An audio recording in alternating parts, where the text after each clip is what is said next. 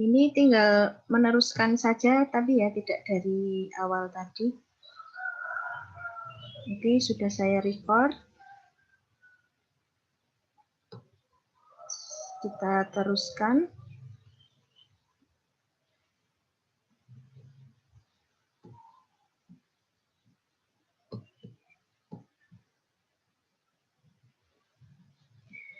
Ya.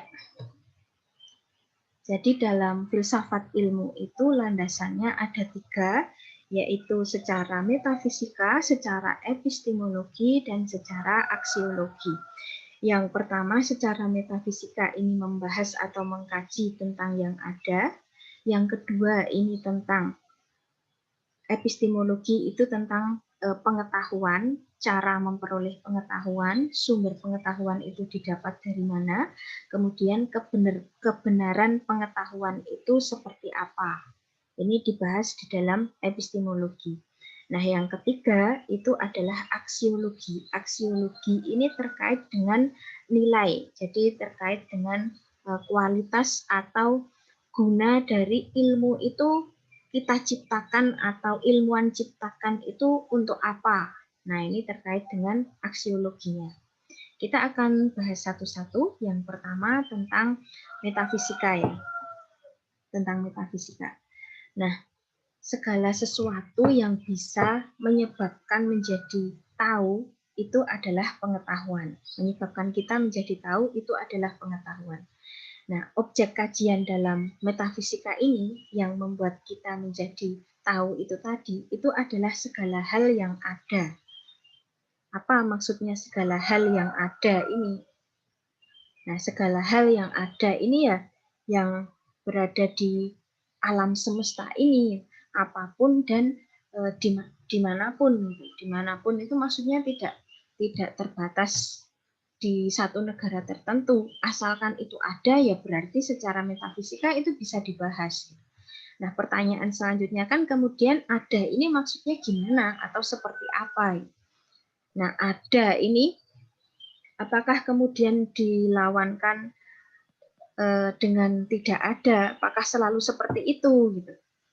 Nah, misalkan saya contohkan tentang ada itu ya. Atau kalau mau dimaknai dengan mudah itu ada, itu ya segala sesuatu yang bisa kita indera, itu ada. Ada Zoom, ada handphone, ada laptop, ada meja, semuanya bisa kita indera dengan mata, dengan dipegang atau diraba, dirasakan ini rasanya seperti apa, itu bisa disebut sebagai ada, termasuk bagian dari ada itu sendiri.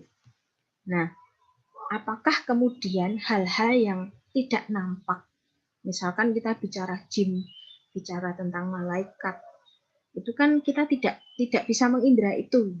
Apakah kemudian itu dikatakan tidak ada? Nah, itu juga disebut sebagai yang ada. Meskipun itu tidak terlihat secara fisik, tidak bisa diindra. Nah, jadi ada itu bisa dikatakan bahwa ada secara indera dan ada secara pikiran. Secara pikiran, misalkan tadi saya bilang tentang jin, tentang malaikat, pikiran kalian akan merespon tentang kata itu. Tentang kata jinnya itu bentukan kalian seperti apa, malaikat itu bentukan pikiran kalian seperti apa, itu kan ada, itu kan eksis di dalam pikiran kalian. Di dalam pikiran kalian itu ada, meskipun itu saya nggak bisa nangkep atau saya nggak bisa lihat di kepala kalian menggambarkan jin atau malaikat itu seperti apa sih, itu kan nggak bisa, tapi itu ada. Kemudian satu lagi, ada itu bisa dimaknai dalam ada kemungkinan, ada dalam kemungkinan. Jadi ada yang bisa diindra, ada yang ada dalam pikiran, dan yang terakhir ada dalam kemungkinan. Ada dalam kemungkinan ini adalah ada yang sifatnya masih bersifat belum bisa dipastikan. Maksudnya seperti ini. Ketika sampai dengan jam 8:30 saya belum nongol di Zoom, pasti kalian akan bertanya-tanya, apakah saya ini ada? Nah, kemungkinan saya untuk join ke Zoom itu kan sifatnya kemungkinan ya.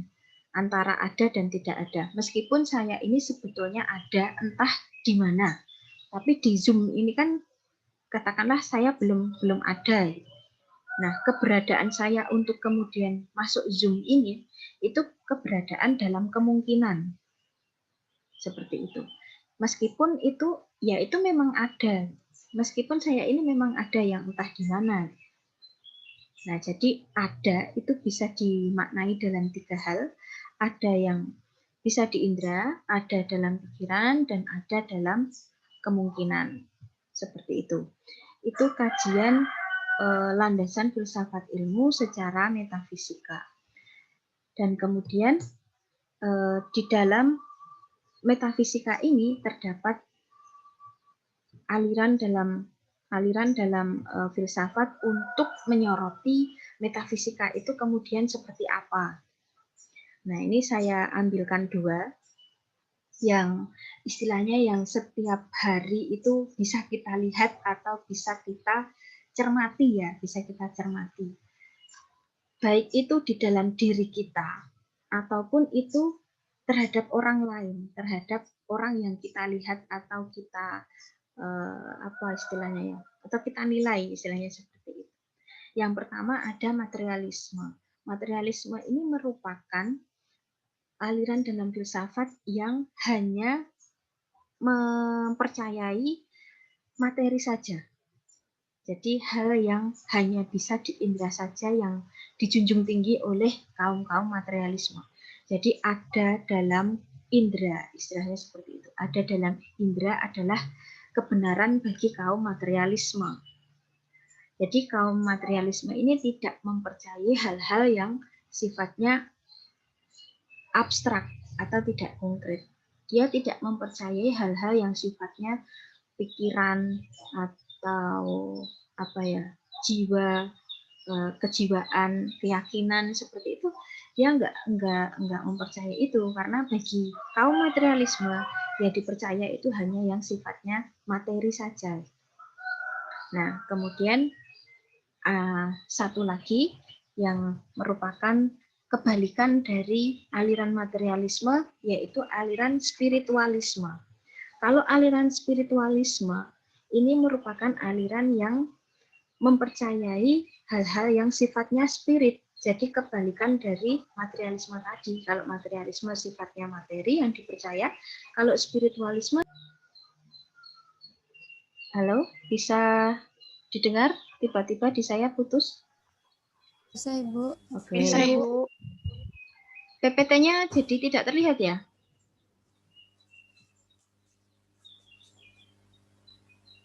Oke, saya ulang.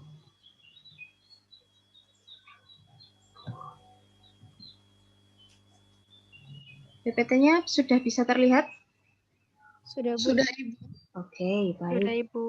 Oke, saya lanjutkan ya. Jadi tadi sampai spiritualisme. Spiritualisme ini merupakan lawan dari materialisme. Tapi tidak berarti kemudian manusia itu hanya sebagai orang yang materialisme saja atau spiritualisme saja. Itu tidak kemudian seperti itu. Karena di dalam diri manusia itu banyak sekali konteks aku untuk dimaknai menjadi diri seperti apa.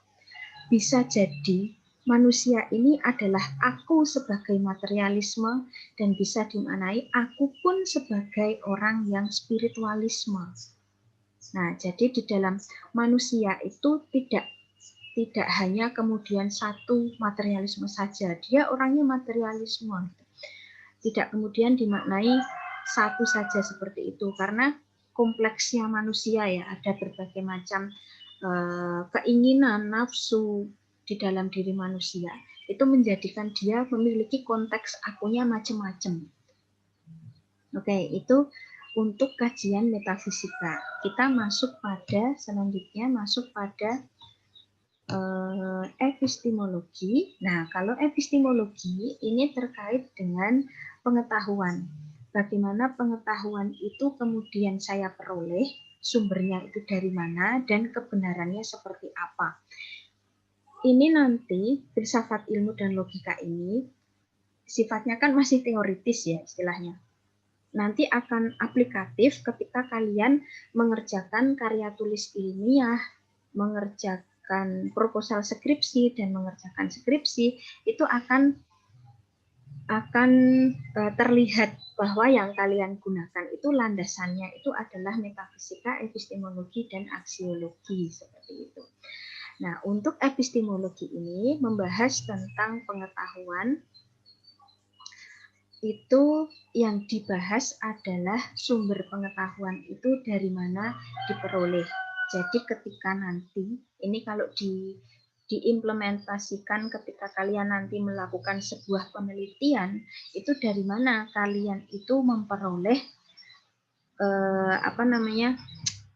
yang kalian teliti itu kalian peroleh dari mana? Apakah dengan wawancara, apakah dengan terjun ke lapangan atau dengan kuesioner dan lain-lain. Nah, sumber pengetahuannya itu kalau ditarik lagi itu dari yang dibahas di dalam epistemologi ini. Antara lain yang pertama dari sense experience atau dari indera.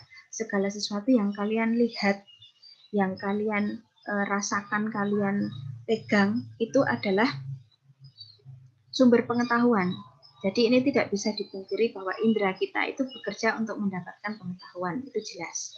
Nah, yang kedua yang saya bilang mungkin dengan teknik wawancara itu masuk pada otoritas.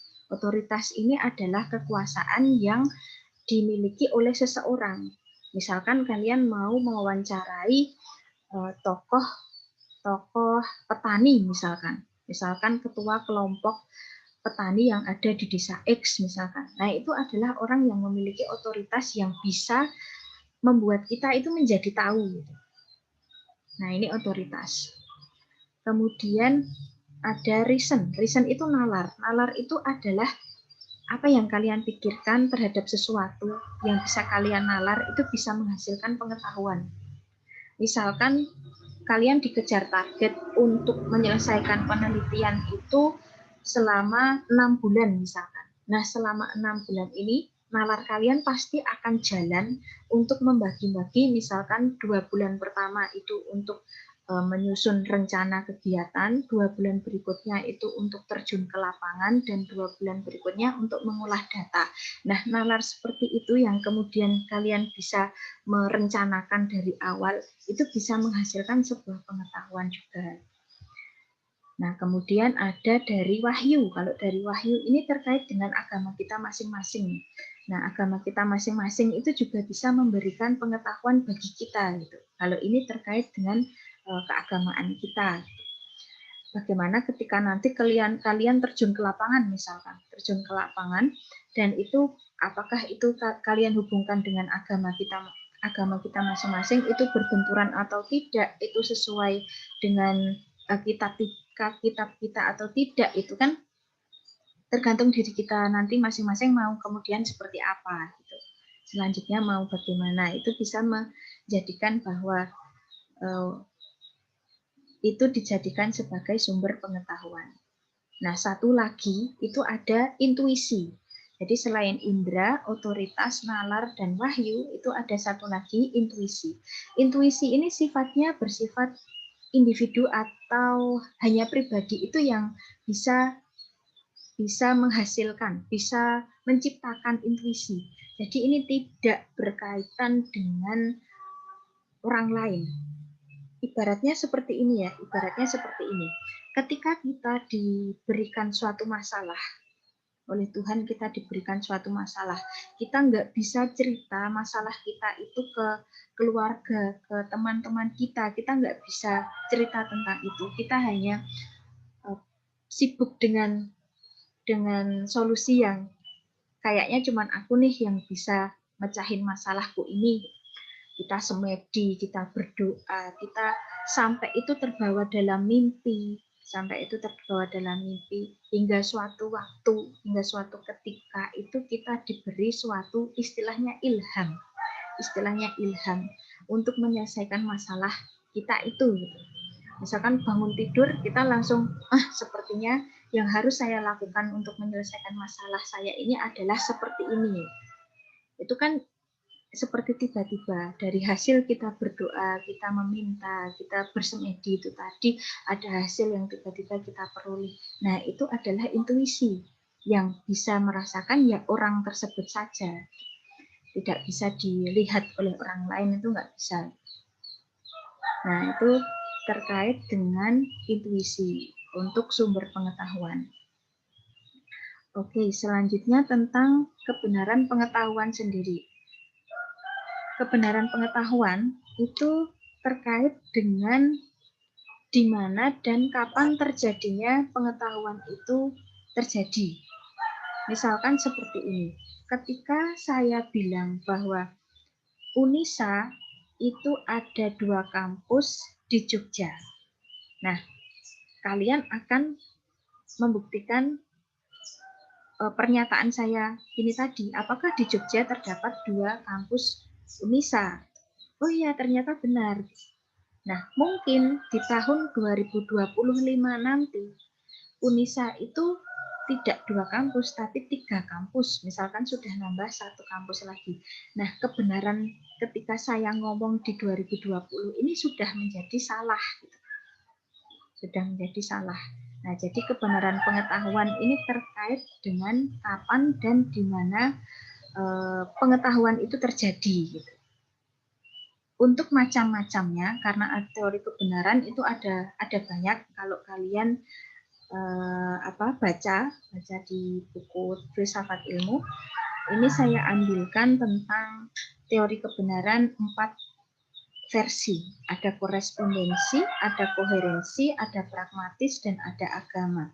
Untuk korespondensi, itu kesesuaian antara apa yang diklaim dengan kenyataan. Seperti yang saya contohkan barusan tentang Unisa, itu ada 2 kampus di Jogja.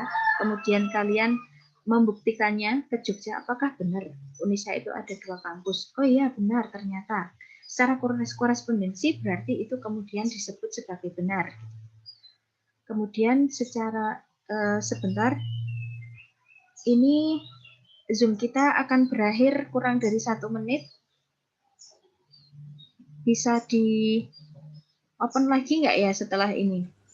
Bisa Ibu, tadi udah saya bikin, tinggal saya share sebentar. Oke, baik. Terima kasih Haira. Siap Ibu.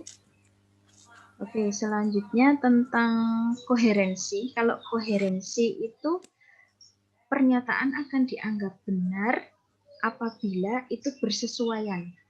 Jadi ketika saya bilang Unisa ada 2 kampus, Unisa itu berada di Jogja, kesimpulannya adalah berarti Unisa itu ada 2 kampus yang di Jogja.